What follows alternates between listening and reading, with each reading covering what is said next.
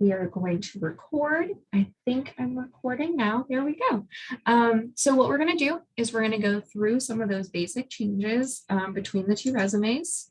We're going to go over civilian resumes, go over some really good resources we have here at the Career Services Center, and also then break apart what the main differences are between civilian and federal. I have a couple tips for you. We're going to explore USA jobs. And I have a couple other resources like Tagrald. I found a couple weeks ago that I also want to really share with you guys that I think are exciting. But in the meantime, if you have questions, you can either turn your video on or you can just put it in the chat. Whatever works for you is okay.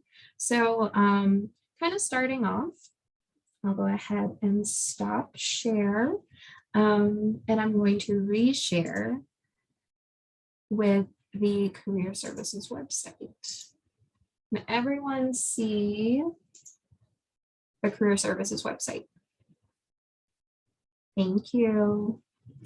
So here at Career Services a few years ago, I would say probably around 4 or 5 years ago, we realized that students needed a little more direction on how to just make a template. So what we've done is we've worked with industry leaders, we've worked with professors, we've worked with people in the different pathways. And here at Career Services, we work in a pathway model. And by pathway, I mean career pathways. So like I said before, I work in agricultural and natural science and work with those students. We have health, STEM, agricultural and natural sciences, behavioral and social sciences, visual and performing arts, and business and communications. So all of these are templates that you can download that are more specific in your industry. And I highly encourage you guys to use these instead of the Microsoft Word templates. And the reason is, the Microsoft Word templates are international. They're actually created for people all over the world. And in the United States, we encourage you to never actually put your picture on your resume. Well, everywhere else in the world, we do that. And Microsoft Word doesn't really help you with that because a lot of those templates have pictures and a lot of them are not easy to read. So what I want to do is just kind of go over a couple quick things just about general resumes. And then we're going to go over the differences. How does that sound to everyone? Everyone can hear me again? Thank you guys. I appreciate that. So I'm just going to kind of open by showing the human nutrition sciences. This is actually a pretty good general resume. One thing for you to know, civilian resumes, you want to try to get to 1 page unless it's otherwise indicated in the application that you can have more. You always want to think of your resume, especially your civilian resume, as a snapshot of what you've done that's going to be most important to the employer, the scholarship, or whoever it is that's going to be looking at this. You always want to think of the audience. Most of the time, people are only going to look at your resume for maybe 5 to 6 seconds. When I was a recruiter, that's exactly what I did. When I worked for General Motors, I would hire mechanical engineers. I would get like 200 applicants, and I'm not going to go through all of those. So this wonderful thing called the applicant tracking system, it's wonderful for recruiters and it's not great for applicants. The applicant tracking system actually filters through resumes based off of the job description and the keywords in your resume. That's why no matter what you're applying to, you want to tailor your resume to the job. You want to use keywords from the job description, and this goes for civilian and federal resumes. You want to make sure you're tailoring it each time. If you have questions as we're going through about what that looks like, you can always make an appointment here at Career Services with your career development specialist. We're really good at sitting down, looking at the job description, and showing you how to make sure that your info is really highlighted. So if we're looking at Joe Mountaineer here, let's say that this is someone who is maybe applying to be a dietetic aide, so a dietitian's aide in the hospital. What this person did when they were applying is they thought to themselves, what makes me most qualified? They put their education first, because most of you, for federal and non-federal resumes, your education is going to be what makes you most qualified first and foremost. And then this person put experiences. Experiences on both federal and civilian can be paid or non-paid. So I don't want you to get too wrapped up on whether it has to be paid or non-paid. They very quickly gave me the information I needed. I figured out where they worked at the shack, where in the city or what city and state it was, when, and then what was their position. Then a few bullets to actually tell me why and what they did in that position that qualifies them. Again, civilian resumes, they're going to be looking at for 6 to 7 seconds after it goes through an applicant tracking system, just to see if you're qualified. The sections can be changed. They are not really, you can put experience, you can put relevant experience. I have a lot of students who have leadership positions. Please highlight that. You can also put volunteer experience and then skills or relevant courses. All of you are going to have a different type of resume based off of your own experiences and your industries you're interested in. So, but this is a pretty good starting template for a one-page civilian resume. Does anyone have any questions about this at this point? Yes. Okay, so for those with, yes, I love this. So the question that Bruce asked was, those with a more significant, robust work history versus education, how would this change? So let's say you have, I don't know, 5 to 15 years, depending on how robust your work history is, of relevant experience in the industry you're applying to. Then your experience is going to go first. That's really as simple as it kind of gets. You always want the first thing for them to see is what makes you most qualified for your civilian. Now, are there any other questions about the civilian resumes? Bruce, did that answer your question? Let me see. Okay. Okay, awesome. Now, you got to see this one page highlighted, very easy to read civilian resume. Now, when it comes to your federal resume, it's going to be really different. So where I typically want to start is just to show you an example. I do take these from Colorado State because they're great. And I've told them I do this. We have an agreement, and I'm working on another one for wildlife and fisheries right now. But as you can tell, the first thing I want you to really understand about federal resumes, there's no length requirement. Whereas in civilian resumes, we're trying to get a quick snapshot of what it is that qualifies you. In your federal resume, you can have a 10-page resume and they do not care. They want to know everything. They want to know as many times as you've done it. And they even want more information than that. So if you notice here, we still start with education because for this person who is applying for a wildlife biologist position, they are really the first thing that qualifies them is their education. If you notice here, they actually, in this section, called it natural resource field and work experience. Again, same with civilian, you can change these sections to really draw the attention of the reader. But they also add how many hours a week they worked, how much money they made per hour, the supervisor's name, whether it's okay to contact that supervisor, and also the contact of the supervisor. That is really important in federal because of the background check. During the process of a federal job search, let's say from beginning to end, on a civilian type job, you can expect anywhere from 2 weeks to 3 months for the whole process. In civilian or in federal resumes, if you're applying, sometimes it could be up to 6 months even before you get an interview. And even that, it takes longer. So one thing for you guys to be aware of, those of you who are really interested in federal jobs, is to have different expectations when it comes to the process. Does that kind of make sense to everyone? It's frustrating, and I get that. And that's why I'm really glad you're all here so that you can hear that from us, because it is different. And so tackling your resume, you can take a little bit more time to be thorough. You don't want to be as direct, you want to be very thorough.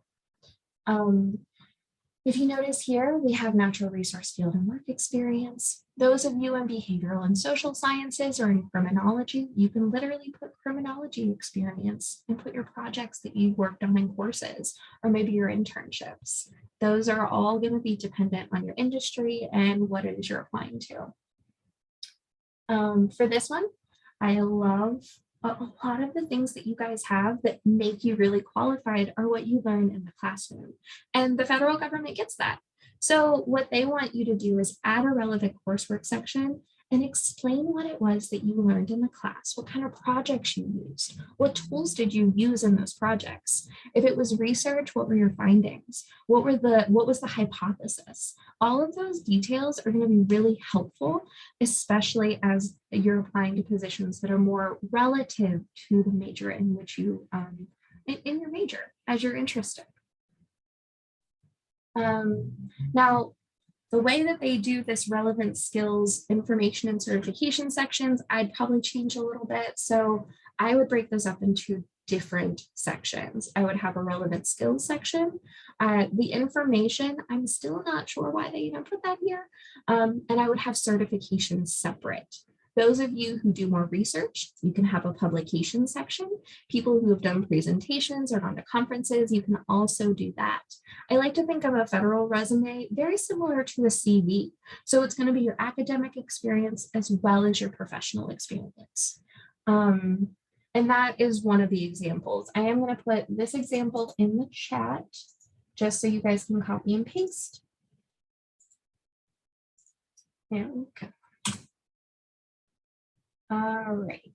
So, oh, Bruce, I'm so glad you guys are asking questions. How would you approach it if you do not have a contact info from your former supervisor? Great question. So one way that you can kind of go about it is put the name of the company. Put the name of the company like you would normally. You can actually, you can put the name of your supervisor. And I've had students actually just put the email or the number for the company. Does that kind of answer the question? For example, one of my recruiter supervisors, when I was applying to a couple jobs in the past, even for references, they've moved on to another company, but they still have record that you worked there. So for a lot of federal jobs, it's more about the background check than it is them actually using this as a reference. Does that kind of make sense? Okay. Okay, perfect. Regarding listing supervisors and all that, I worked at one place, was promoted in 2 different roles and had 2 different supervisors. Would that be the best way to format that? Yeah. So if you have been promoted in a job, I love having that on a federal resume. So you would have, you would list the job. You would list the company, you would list the job. Most recent information is going to be first in both civilian and federal resumes. You're going to list the most recent promotion, the supervisor for that promotion, the timeline for that promotion, same format. And then underneath, you would just list the job you had before. So it can all be under the same company, but you would just have different sections explaining the different duties for the 2 jobs, different supervisors. Makes sense. That stuff happens a lot. Federal jobs, especially those requiring security clearance, is it accessible? Yes, Bruce, I love that question. So yes, those of you who are going to be maybe graduating in May, I want you to start right now. Those of you who are looking for internships this upcoming summer, you need to start right now with the application process. Does that mean that all those jobs you're interested in have been posted? No, but the sooner you start, the better off you are in the process. Does that make sense to everyone? Okay. Awesome. Okay, so did I put this in the chat? All right, so here is that example. And now let's dive into USA Jobs. Just thumbs up if you've been on USA Jobs and you have specific questions about how to navigate it. Okay, Bruce, anyone else? Okay, Jared, if you've been on USA Jobs, it is basically all branches of government, with the exception of the FBI and some national parks, are going to post every single one of their positions on USA Jobs. There is a lot of people in this country trying to get jobs for the federal government for a lot of reasons. It's secure, there's a lot of really good benefits, and because of that, the applicant process is really long. And when I said you needed to tailor your resume to the job description for civilian jobs, I want you to multiply how important that is for federal jobs times 1,000. You could be one of the most qualified people, and if you don't tell them exactly why you're qualified based off of the keywords in the job description, you are going to get rejected, and people get it all the time. So it is so, so, so important that you use the job description to guide the information you put on your federal resume. And you tell them as many things as you possibly can. Does that make sense to everyone? And I'm gonna show you exactly how to do that in the next steps. So Melissa, I'll look at your question first.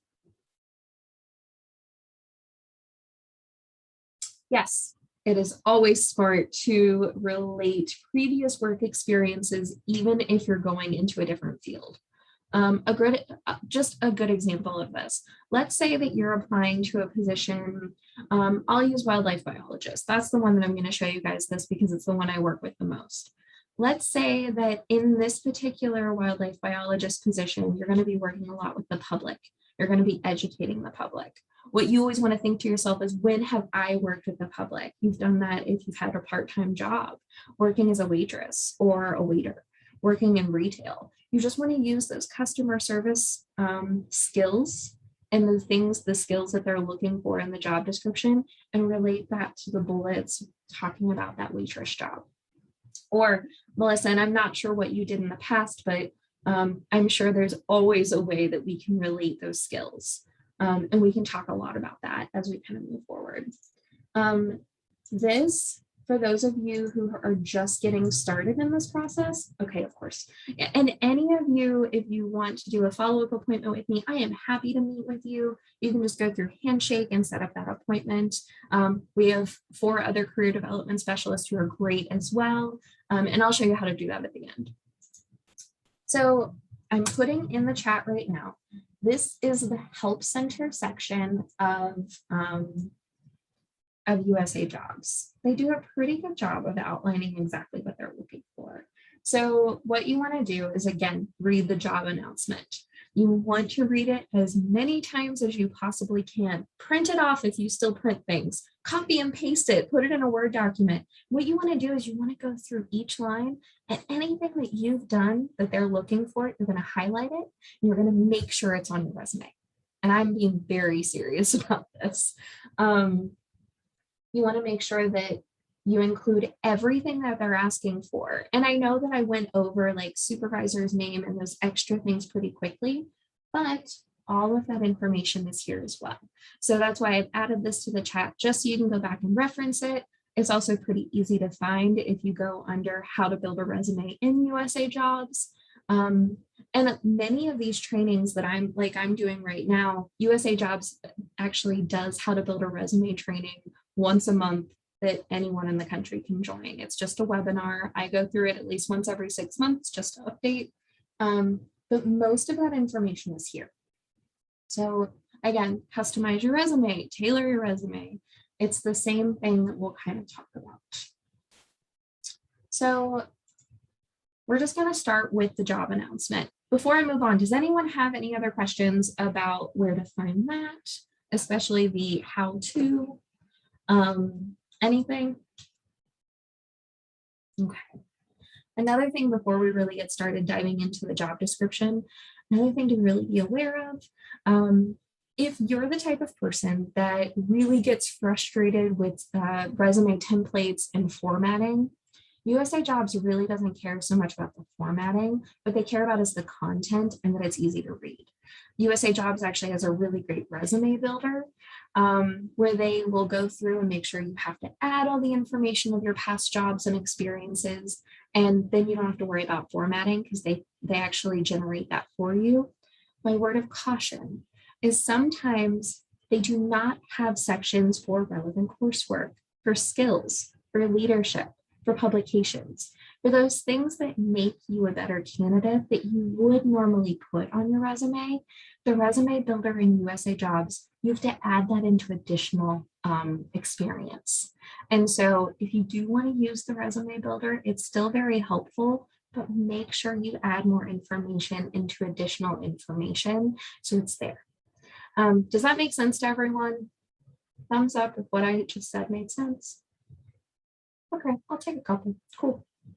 I've had a lot of students have success with both their own resume or with using the resume builder within USA Jobs. So either one is okay, just that word of caution that you do need to add that additional information. Okay.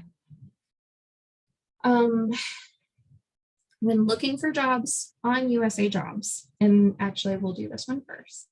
Our assistant director of employer relations just found this list for me and I'm really excited about it. What this document does, I think she found it on UC Davis. It lets you know what type of job titles you're qualified for by your major. So these are the different categories and different job searches you can do within USA Jobs based off of what it is that you're majoring in. I'm going to put this in. It is a great reference. I was a sociology undergrad. I have my master's in counseling, but I was excited to look through this and see all of the different options that sociology majors have that I didn't know when I was undergrad. So I really hope you guys find this as helpful as I do. Okay. Is there any benefit to formatting a resume yourself versus using USA Jobs resume building tool? Great question. So Gregory, honestly, it's personal preference. I think if I were applying to a federal job, I would probably use the resume builder. But those of you who have a great civilian resume that's easy to read in a format you like, you can just add to that. And sometimes that's easier for others. It's really a personal preference. But like I said, just make sure if you're using the resume builder in USA Jobs that you're adding those additional sections and not leaving out experiences that could qualify you. Again, personal preference, but I do want to make sure you guys know there is that difference. Yep, so here is this list. I am so excited to share that with you because I think it makes the job search a little easier. Okay, so let's go back to the job announcement. Like I said, I have a lot of ag and natural science students. Wildlife biologist positions can be biology students, wildlife fisheries, soil science. There's a ton of different majors that you can be a wildlife biologist, animal nutrition sciences. When you're going through the job description, you always want to start with the duties. So this section is really, really, really important for keywords. There's 3 sections I want you guys to pay really close attention to when tailoring your resume to this job description. One is duties. That's going to give you a lot of those keywords and skills that they're looking for. So let's say for this particular person, let's see here.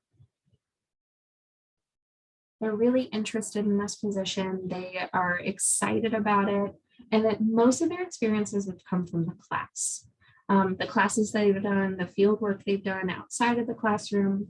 What they want to do is they just want to make sure that they have as many of this as possible. So design, analyze, plan, manage, and implement biological programs involving natural resources. Develop and recommend management plans covering biological programs. So let's say in one of their courses, they actually had the opportunity to go and actually implement biological programs in a state park, really teaching students how to do things.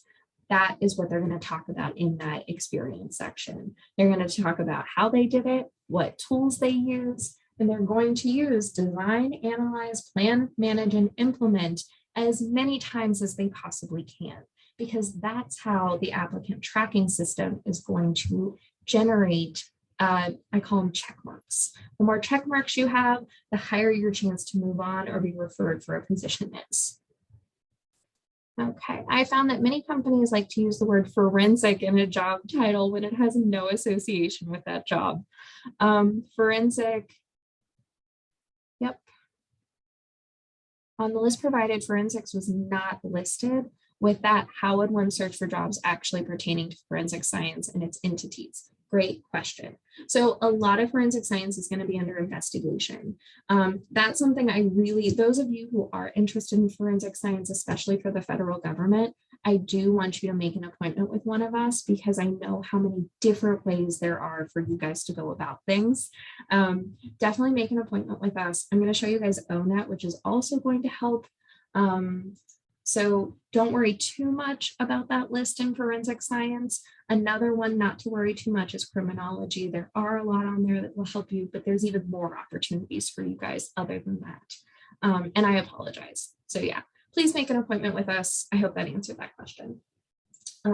Okay, so duties are really important. Requirements, you just want to make sure that you check off as many as you can, especially education, things like that, and that they are in the job description or in your resume whenever you're posting it. Yep, resume supporting qualifications. What makes these federal job descriptions so long is they have to legally explain how someone is qualified and how many different ways they can be qualified. So as long as you meet one of the requirements, you can just move on from this. Yes, all of those principles also apply to FBI jobs as well. Although FBI jobs will sometimes be just on the FBI site and not USA jobs, depending on the program. And that again, if you find a federal job that's not on USA jobs, please contact us and we can help you through that process. So back here, if you just make sure under qualifications, don't worry too much about this, but it does help for you to kind of look at the different types of background information they're looking for. So here, basic requirement, 9 semester hours in, and it lists a bunch of different things that you need to have that in. Every job's going to be a little different. If you see something on there that you've taken, add it to your relevant coursework section. Does that kind of make sense to everyone? Okay. Once you see you're qualified, just move on to the next section. Education, again, make sure that you have all the education requirements.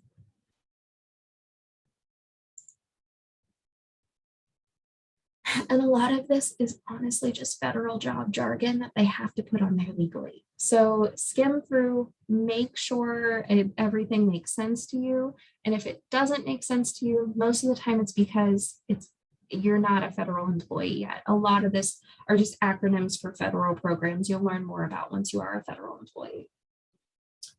How you will be evaluated is the second most important section. So you do want to continue to read all of this and use as many of the keywords here. These are what we call knowledge, skills, and ability, or KSAs. If you ever go through one of the federal resume trainings, they talk about KSAs all the time.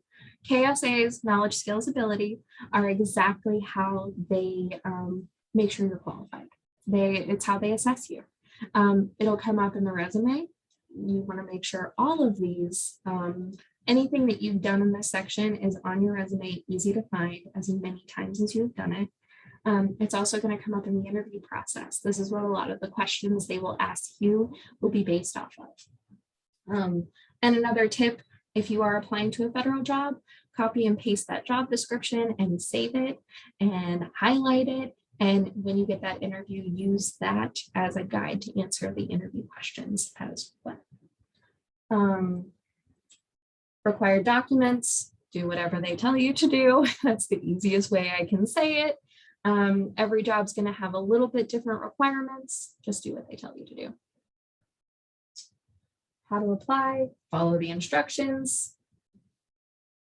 And that is pretty much how that works. I'm not sure about the F1 visa status. Typically, they will say that. within the job description. There are some that I have heard that do that. J1 typically a little bit more, but just make sure it'll have it in there very directly, especially as you go through the application process. So a fun thing I want to tell you guys. So one thing I help students do is kind of go through all this jargon and figure out what the most important keywords are. And then I have something called Tagrald. And it really helps you generate what are the most important keywords to make sure are on your resume. So if you look, how you will be evaluated, and does anyone else remember the other section is duties. If we go over to Tagrald, paste, and visualize, you can actually see all of the words that are used the most become bigger. And they tell you what types of words you need to actually use within that job description. Tagrald is free and very helpful. I actually found this from a government, a federal resume training. The government actually encourages you to use this. So please use this to your advantage. I'm going to put this in here. And there we go. If you're applying to more than one federal job, can you make more than one federal resume? Yes, you absolutely can. You can actually create as many versions of your resume and have them in your documents as you need. You can either do it through Resume Builder or your own. And the same with the cover letter. You can also, I encourage you to always talk about why you want to work for that government entity, maybe that department, and why specifically you want that job. Most of the time in the applicant tracking system, if you make it past the computer system, people are going to read your cover letter if you make it through just to see why you're interested. So make sure you're applying to as many as you can and changing your documents each time. Some of the jobs are going to be so similar you don't really have to, but if they are different or in a different department, make sure you do that. I feel like I've been jumping around a lot. I apologize for that. I wanted to make sure you guys had all of the resources. Yes, thank you. F1 students can apply for federal jobs if they just have to make sure it is required. There are a few federal jobs that doesn't happen with. Just make sure that you're reading through everything. I'm trying to see. So I'm going to Tagrald. And now I'm just going to kind of open for questions. Do you guys have any other direct questions for me? Or I guess if you do not, what were some things that you found helpful about this? If 3 people could tell me what they found helpful, that will help me make this better in the future. I do like to do this once a semester, just so as many people have the information as possible. Thanks, Melissa. Anyone else?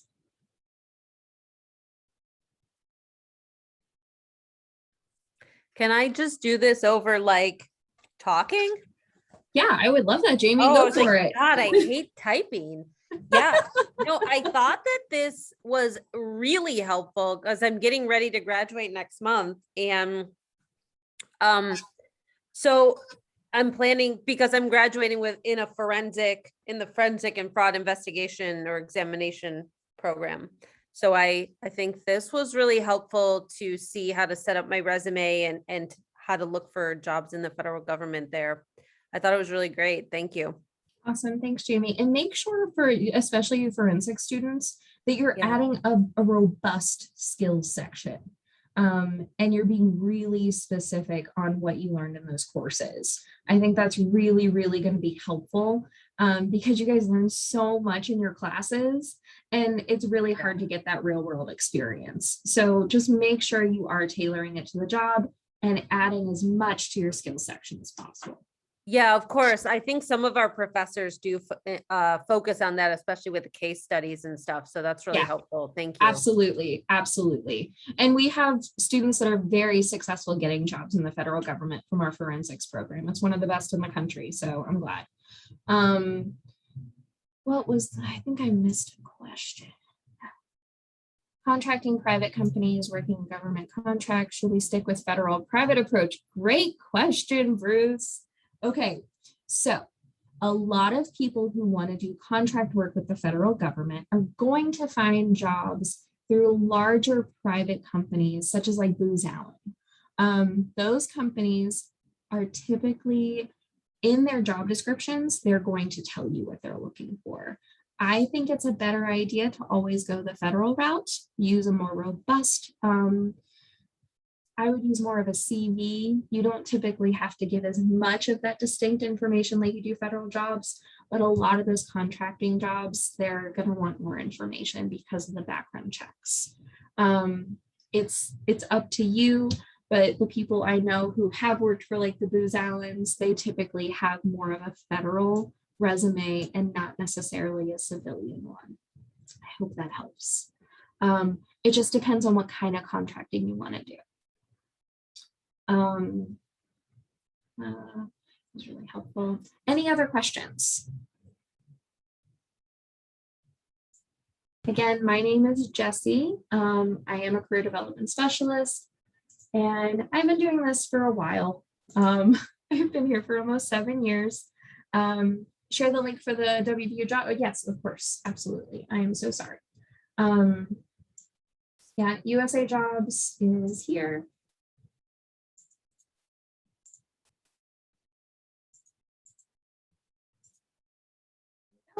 And those of you, sometimes on Handshake, we do get federal jobs. They're more the internship programs, but don't be afraid to continue to use Handshake. I obviously have to use the Duo because that's how it works. And if you do want to do maybe a follow-up, let's see here. If you want to do a follow-up in the future with one of our career development specialists, the easiest thing to do is to actually go on Handshake. If you go to switch users, I'll show you what it looks like for a student. We also have government entities that come on campus or do virtual info sessions. So please always look in the events. FBI does some. I know there are so many different ones that actually come up on here. Don't be afraid to keep looking because we typically have them coming. Always remember any government websites will end in .gov, .net.